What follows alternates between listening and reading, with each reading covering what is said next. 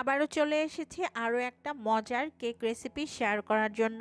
আজকে তৈরি করে দেখাবো ভ্যানিলা মিনি কাপকেক। এই কেকটা খেতে যেমন মজা, তাছাড়া যে কোনো বাচ্চাদের জন্মদিনের পার্টি বা যে কোনো পার্টিতে আপনারা ডেজার্ট আইটেমের সাথে রাখতে পারেন। সবাই অনেক বেশি পছন্দ করবে এই মিনি কাপকেকগুলো। আমি আজকে ভ্যানিলা ফ্লেভারে করেছি, তাহলে চলুন দেখে নেই। প্রথমে 2টা ডিম নিতে হবে, আর ডিমগুলোকে অবশ্যই রুমের স্বাভাবিক তাপমাত্রায় থাকতে হবে। এর মধ্যে দিয়ে দিলাম হাফ কাপ পরিমাণ চিনি। এখন একটা ইলেকট্রিক বিটার দিয়ে আমি বিট করে নিব। তবে আপনারা চাইলে হ্যান্ড হুইক্স দিয়েও এই কাজটা করে নিতে পারেন, সেক্ষেত্রে আপনাদের সময় লাগতে পারে 7 থেকে 8 মিনিট। তো আমি একটা ইলেকট্রিক বিটার দিয়ে মিডিয়াম স্পিডে বিট করে নিব যতক্ষণ না ডিমের এই হলদেটে ভাবটা চেঞ্জ হয়ে সাদাটে হয়ে আসে। প্রায় 4 মিনিট বিট করার পর দেখবেন ডিমের হলদেটে ভাবটা চেঞ্জ হয়ে সাদাটে হয়ে যাবে আর এরকম ঘন হয়ে যাবে। তখন আমরা বিট করা বন্ধ করে দিব। এবার আমি এর মধ্যে অ্যাড করব তেল। আমি দিয়ে দিচ্ছি 1/4 কাপ পরিমাণ রান্নার রেগুলার তেল, তবে আপনারা 1/4 কাপ পরিমাণ গলানো বাটারও এর মধ্যে অ্যাড করতে পারেন। তেলটা দেওয়ার পর আমি আরও 30 থেকে 35 সেকেন্ডের জন্য বিট করে নিচ্ছি। তেল দেওয়ার পর বেশিক্ষণ বিট করা যাবে না, জাস্ট 30 থেকে 35 সেকেন্ড বিট করে নেবেন। তো বিট করা হয়ে গিয়েছে। এখন শুকনো উপকরণ অ্যাড করব। আমি নিয়েছি 1 কাপ পরিমাণ ময়দা, 1 টেবিল চামচ পাউডার দুধ, 1 চিমটি পরিমাণ লবণ আর 1 চা চামচ বেকিং পাউডার। এখন সমস্ত শুকনো উপকরণ খুব ভালোভাবে চেলে নিতে হবে।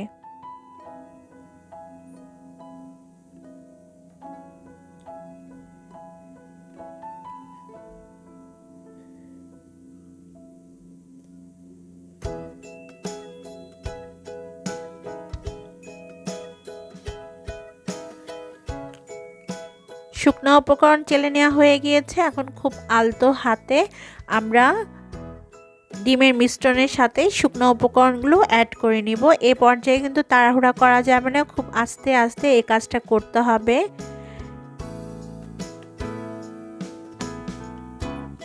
তো আজকের কেকটা তৈরির জন্য আমি 1 কাপ ময়দা ব্যবহার করেছি। ইতিমধ্যে আমি দিয়েছি 1/3 কাপ পরিমাণ নর্মাল তাপমাত্রার পানি। আপনারা পানির পরিবর্তে সমপরিমাণ নর্মাল তাপমাত্রায় থাকা দুধও ব্যবহার করতে পারবেন। তো আমাদের কেকের ব্যাটারটা তৈরি হয়ে গিয়েছে। খুব মসৃণ একটা ব্যাটার তৈরি করে নিতে হবে আমাদের কেকের জন্য। এবারে আমি এর মধ্যে দিয়ে দিব ভ্যানিলা এসেন্স।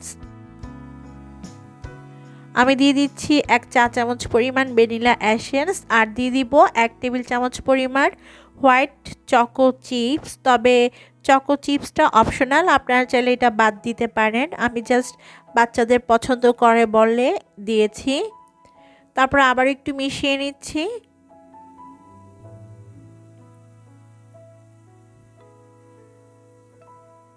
আজকে কেকটা বেক করার জন্য আমি নিয়েছি ছোট ছোট কাপকেক লাইনার। এগুলো খুবই ছোট কাপকেক লাইনার, আপনারা যে কোনো ক্রোকারিজের দোকানে পেয়ে যাবেন। এখানে 20-25টার মতো আছে। তো এখন আমি 1 টেবিল চামচ করে প্রতিটা কাপকেক লাইনারের মধ্যে কেকের ব্যাটারটা দিয়ে দিব।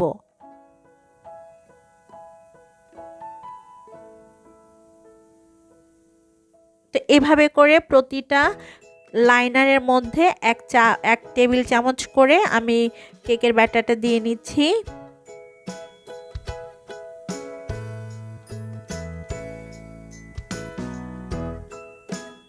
এই কেকগুলো হতে খুব বেশি সময় লাগে না, মাত্র 10 থেকে 15 মিনিট সময় লাগে।